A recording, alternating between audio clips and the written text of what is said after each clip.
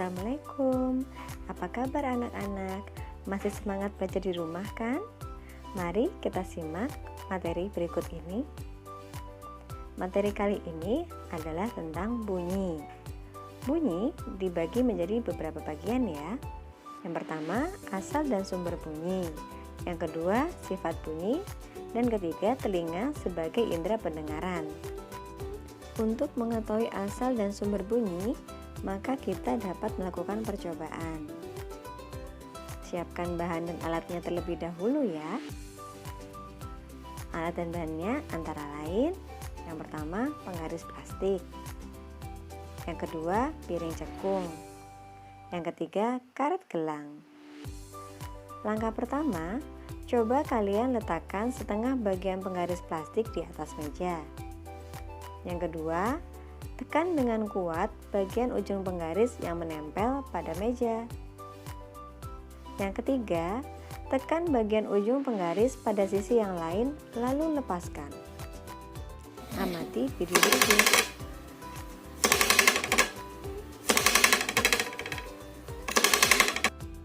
Setelah melakukan percobaan dapat kita lihat bahwa saat penggaris ditekan maka akan bergetar lalu menimbulkan bunyi. Dan juga saat bergerak penggaris dihentikan maka tidak terdengar bunyi. Selanjutnya kita lakukan percobaan yang kedua menggunakan piring cekung dan karet gelang. Langkah pertama, ikatkan karet gelang pada piring cekung. Langkah kedua, petiklah karet gelang tersebut hingga bergetar. Langkah ketiga, tahan karet gelang agar berhenti bergetar. Amati apakah masih terdengar bunyi.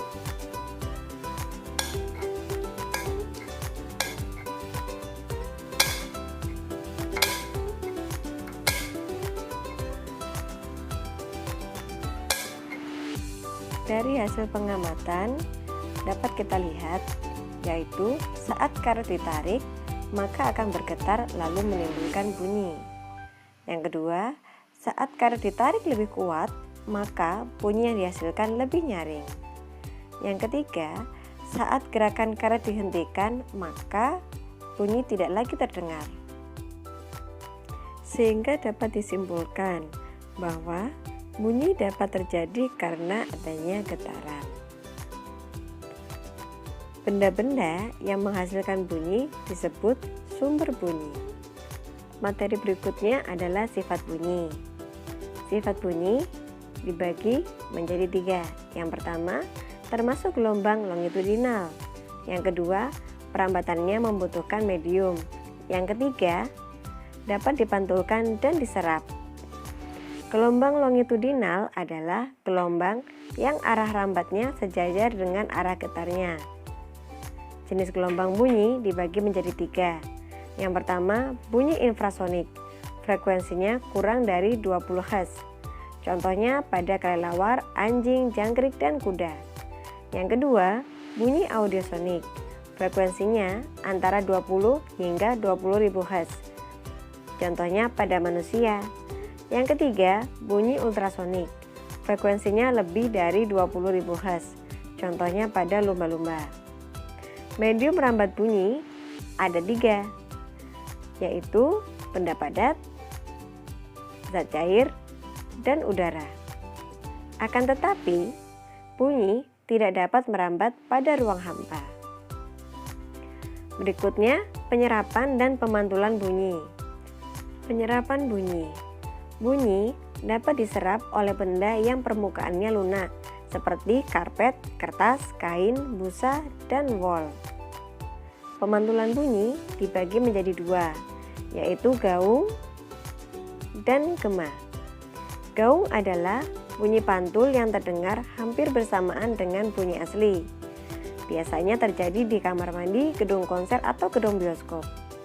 Gema adalah bunyi pantul yang terdengar setelah bunyi asli, yang terjadi pada gua, lembah, atau bukit. Berikutnya kita akan mempelajari tentang telinga.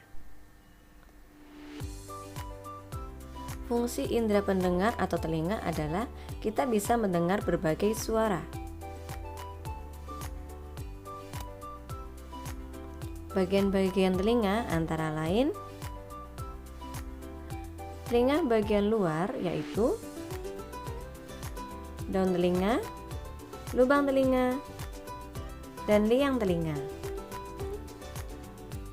Telinga bagian tengah antara lain gendang telinga, 3 tulang pendengaran, dan saluran Eustachius. Telinga bagian dalam yaitu 3 saluran setengah lingkaran, tingkap oval atau jorong, dan rumah siput. Fungsi bagian-bagian telinga antara lain daun telinga berfungsi untuk mengumpulkan dan menyalurkan bunyi ke lubang telinga. Lubang telinga berfungsi untuk tempat masuknya bunyi ke liang telinga. Liang telinga berfungsi untuk meneruskan rangsang bunyi ke gendang telinga.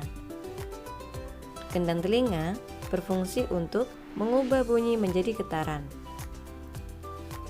Tulang pendengaran berfungsi untuk memperkuat dan menghantar getaran ke saluran telinga yang lebih dalam. Saluran Eustachius berfungsi untuk menghubungkan rongga mulut dengan telinga dalam dan mengatur keseimbangan tekanan udara. Saluran setengah lingkaran berfungsi untuk menjaga keseimbangan tubuh. Tingkap oval atau jorong berfungsi untuk meneruskan getaran ke rumah siput. Rumah siput berfungsi untuk mengubah getaran menjadi impuls dan meneruskannya ke otak. Sekian materi hari ini, semoga bermanfaat.